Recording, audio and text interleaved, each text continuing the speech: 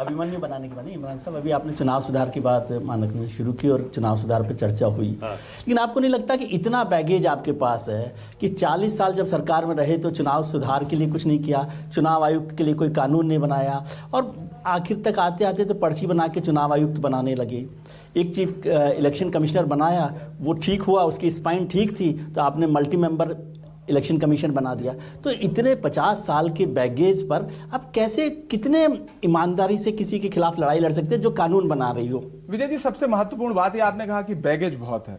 70 साल देश को सजाने संवारने में हाँ हो सकता है। ये इलेक्शन कमीशन पर स्पेसिफिक बात कर, मैं इस पे भी बात कर रहा हूं, मैं उस पे भी आता हूं। हो सकता है बैगेज हो, पिता दादा उन्होंने परिवार को कहां से, आज मैं अपने पिताजी अपने दादाजी से कहूं कि आपने तो बड़ा बैगेज रखा, आज आपने जो घर बना के दिया ये तो मेरे लायक नहीं है, ये तो मेरी क्षमताओं जैसा नहीं है, तो मैं कहूं कि आप पे तो बड़ा बैगेज था। नहीं, मुझे लगता है कि जिस स्थिति में देश मिला था, जहां लोकतंत्र था ही नहीं, लोकतंत्र ला करके स्वतंत्र संस्थाएं बनाना और उन स्वतंत्र संस्थाओं की स्वीकार्यता लाना देश में, जो देश, मतलब मैं प्रतापगढ़ जिले से हूं, एक जिले में 7 राजा हैं, 7 रियासतें हैं। हर्षवर्धन जी इस बात को समझते हैं, जिस कोने जाइएगा एक राजा वहां पर है। आप रायबरेली चले जाइए, सुल्तानपुर चले जाइए, इलाहाबाद आ जाइए, आपको राजा ही राजा मिलेंगे।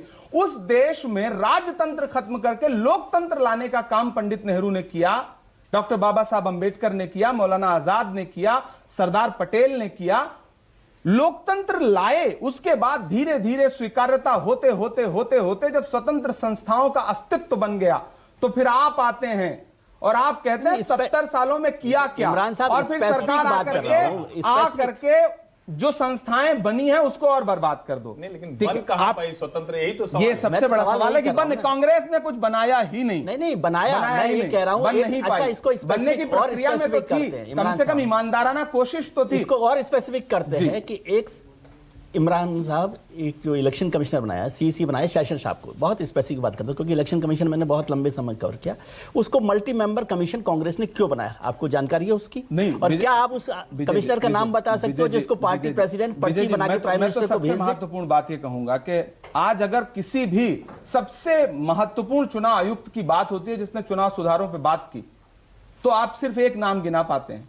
हाँ, और उस पर नकेल किसने कैसी, वो भी तो बताइए। गिना पाते हैं। अब कितने भी आरोप प्रत्यारोप लगाइए, लेकिन वो नाम भी निकल करके आया कहां से है और किस दौर में आया है।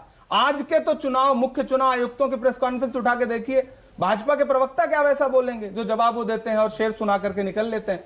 विजय जी कह रहे हैं ज्ञानेश कुमार के लिए आप इतना जो अग्रेसिव रहते हैं। नहीं, अग्रेसिव से पहले हम सवाल किससे पूछें? हम सवाल किससे पूछें? हम चुनाव आयोग से सवाल पूछें तो जवाब भाजपा देती है, भाजपा से सवाल पूछें तो जवाब चुनाव आयोग देता है। हम किससे सवाल पूछें? सवाल तो